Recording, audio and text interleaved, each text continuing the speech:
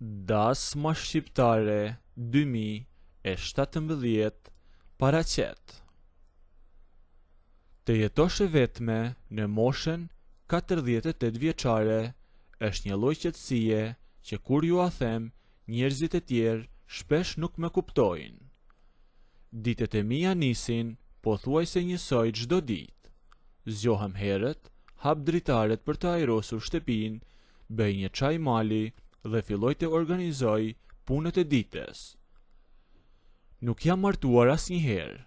Kam shtëpinë time këtu në qytet, jo shumë larg qendrës, dhe jam mësuar të kujdesem vetë për gjithçka.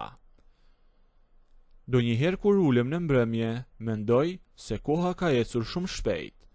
Duket sikur vetëm dje isha në të 20-tat dhe papritur ja ku jam sot, pranë të 50-tave, me një jetë të rregullt, por shumë të zbrazët. Dhoma e ndenjes ime është gjithmonë e rregullt, kuzhina gjithmonë e pastër, por mungon ajo zhurma e një familjes.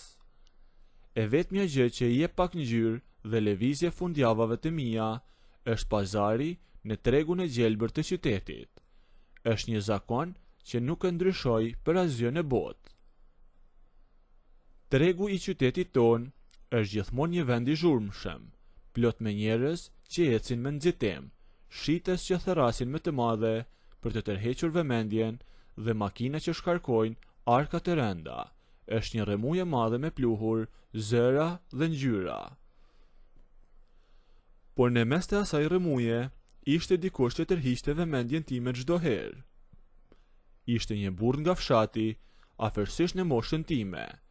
Ndryshe nga shitësit e tjerë që rrinin me rroba pune të vjetra dhe të rrudhosura, ai dukej sikur nuk i përkiste fare atij vendi. Ishte jashtëzakonisht i pastër, mbante veshur gjithmonë një këmishë me vija, të hekurosur aq mirë sa nuk i gjendej asnjë rrudhë, dhe pantallona të hekurosura njësoj, me advizën e drejtë përpara. Në kokë mbante një kapele të thjesht verore, ndërsa mjekra e tij ishte e prerë në mënyrë perfekte, e shkurtër dhe e rregullt. Pamja e tij të kujtonte ata aktorë të vjetër të filmave, shumë burrëror, serioz e jashtëzakonisht i bukur. Edhe tezgën e tij e kishte njësoj si veten. Çdo frut dhe perime ishte e sistemuar me kujdes të madh. Domatet dukeshin të fshira një nga një, specat ishin rreshtuar pa u shtypur, e mollët shkëlqenin dhe gjithçka fliste për një njeri që e donte punën e tij. Për shkak të kësaj pastërtie, unë kthehesha çdo të shtunë vetëm te kaj. Bleja gjithçka që më duhej për javën. E bisedat tona ishin shumë të shkurtëra dhe pak të thjeshta. E unë zgjidhja produktet, ai i fuste me kujdes në qese, e unë i lija parat mbi banak.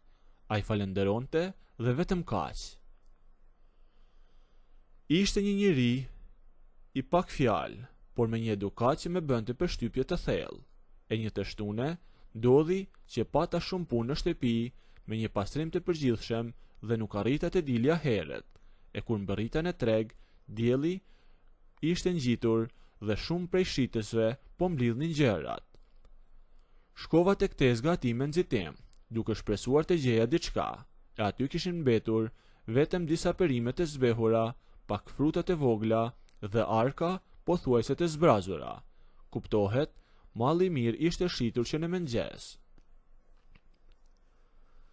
Unë ju ankova pak aty për aty, duke thënë se sot nuk kisha fat dhe cilësia atyre që kishin mbetur nuk ishin e mirë për kuzhinën time. Por ai, me një buzëqeshje të vogël, hoqi kapelen për të rregulluar flokët dhe me foli. Nëse i do çdo ditë të freskëta, atëherë eja pak me heret, e nëse nuk mund të vish heret, më tha ai, kam një mundësi tjetër për ty. Merr numrin tim të telefonit, bëje porosin nga telefonit e premte në darkë, unë i ndaj me njan ato që ti do që në mëngjes heret, mallin me të mirë. Dhe me që the që shtëpinë ke këtu afër tregut, ti sjellon kur të mbaroj punë, më tha ai. Kjo mënyrë ma lehtësoi shumë. I dham numrat e telefonit njëri tjetrit dhe që nga jo dit u krijua një rregull i ri, shumë praktik. Çdo të premte, unë i dërgoja një mesazh të shkurtër me listën e gjërave. Të shtunën e drek, ai vinte tek shtëpia ime, dëgjohej zilja derës, unë dilja jashtë, ai linte qeset e plota dhe të pastra tek pragu i derës së jashtme, ndërsa unë vendosja parat mbi mbajtësen e vogël të këpucëve për të mos e lëna të priste. Kishte vetëm një respekt të madh mes nesh, kishte fjalë të thjeshta si faleminderit, ditë e mbar dhe kaq. Kjo gjë vazhdoi për muaj të tërë. Unë nuk e pyesja për jetën e tij në fshat dhe ai nuk më pyeste për jetën time. Por gjërat ndryshuan në një ditë kur koha u prish papritur. Ishte fundi i vjeshtës, ishte një ditë që kishte erë të fortë dhe një shi të dendur që binte pa pushim që nga mëngjesi. Rreth orës 1 të drekës dëgjova zilën e derës, hapa derën dhe e pash fshatarin. Kishte qeset në dorë, e kemisha e tij me vija ishte lagur mjaft nga shiu. Kapelja i pikon të ujë dhe duke që kishte ftoft, pas gjithë asaj dite të kaluar në treg të hapur. Unë ndjeva vërtet keq që ai kishte ardhur deri aty në atë mot vetëm për të më sjell pazarin. Eja pije një kafe brenda, i thash po u menduar gjatë, po bën shumë ftohtë e të paktën të thahesh pak sa të pushoj ky shiu, i thash atij. Ai fillimisht bëri një hap pas me pak droje, nuk e priste atë ftesë dhe ndoshta i vinte zor të futej në shtëpinë time, por shiu po shtohej, kështu që nuk kundërshtoj me gjatë. Rregulloi rrobat e lagura, i fshiu pak, la këpucët me shumë kujdes jashtë pragut që të mos bënte pes dhe hyri brenda në korridor. E drejtova për tek dhoma e ndenjes. Ulo aty te koltuku, i thash, unë po kthehem shpejt. Shkova në kuzhinë, vura xhezve në zjarr dhe përgatita 2 kafe edhe një për mua, dhe era e kafes filloi të ngrohte ambientin në shtëpisë. Rregullova filxhanet në një tabakat të vogël dhe i mora me vete në sallon. I lash me kujdes mbi tavolinën aty përpara tij, e largova tabakan dhe ula në divanin përballë tij. E ai ndërkohë kishte lënë kapelin e tij diku në një cep të tavolinës dhe po fërkonte duart nga i ftohti. Pasi pim pak nga kafja, heshtja u thye. Biseduam fillimisht për gjërat e thjeshta, për vështirësitë e shitjes në treg atë ditë dhe për punët e fshatit, por pa e kuptuar, ndoshta nga komoditeti jon, biseda kaloi tek jeta jon personale. Unë i thash shkurtimisht se jetoja e vetme dhe ai pohoi të njëjtën gjë për veten e tij. Zbuluam aty për aty që kishim një histori të ngjashme. Ishim të dy rreth të 50-tave dhe për çudi asnjëri prej nesh nuk ishte martuar kurrë. Zëri i tij ishte i bukur dhe i qetë kur filloi të më tregonte. Jeta shpesh nuk shkon ashtu siç e ke planifikuar, më thaj, duke parë drejt filxhanit e tij. Unë kam pasur një histori shumë vite më parë. Kam dashur shumë një vajzë në fshatin tim. Ishim të rinj dhe mendoja se ajo ishte gjithçka për mua. Por prindërit e saj kishin planet e tjera. Ata donin një jetë më të mirë për të dhe vendosin ta martonin me një burr tjetër, dike që ishte më i kamur atje në fshatin ton. Ajo nuk i kundërshtonte dot dhe u martua me atë burrin, e që nga ajo ditë për mua nuk pati më asnjë përpjekje. U tërhoqa, u mora vetëm me punën e tokës dhe jeta kaloi, më thaj. Fjalët e tij më preken jashtëzakonisht shumë. Ishte e njëjta ndjesi boshe që mbaja edhe unë brenda vetes, e i tregova edhe unë historinë time. Të kuptoj me mirë nga se e mendon, i thash unë me një zë të qetë. Unë kam kaluar pothuajse të njëjtën gjë. Dikur kam dashur shumë një djalë këtu në qytet. Isha re, por isha mbushur me turp. Kishim një shoqëri, por unë nuk e mora kur guximin t'i thosha të vërtetën që mbaja në zemër.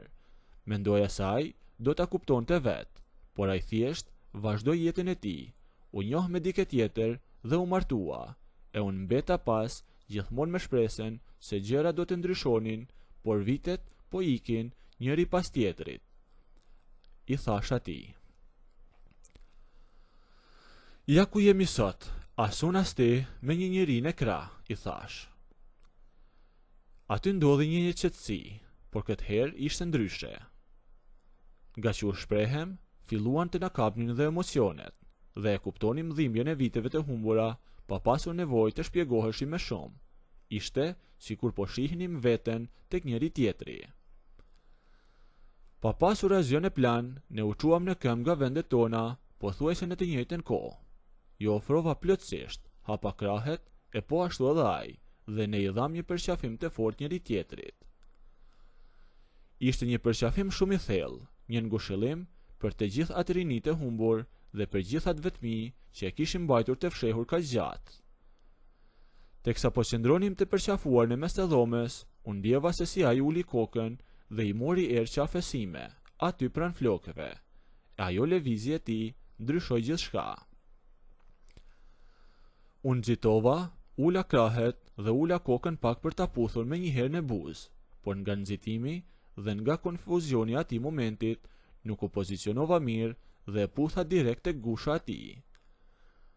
Ai mbeti pa lëvizur, e unë mora guximin përsëri. Tentova prap drejt fytyrës së tij dhe këtë herë e putha plotësisht në buzë. E përgjigjja e tij ishte e njëjta. Kapi kapelen që e kishte mbajtur afër vetes, e la të binte lirshëm në tapet, e kaloi të dyja duart rreth meje dhe me ktheu një puthje po aq pasionante. Për disa çaste nuk kishim asnjë mendim tjetër, e kur u shkëputëm nga njëri tjetri, e pash drejt në fytyrë pa asnjë ndrojtje dhe i thash, eja të shkojmë tek divani. Nëse doni të ndëgjoni historinë deri në fund, bëjeni videon like, a nëse nuk doni, abonohuni ose bëjeni subscribe.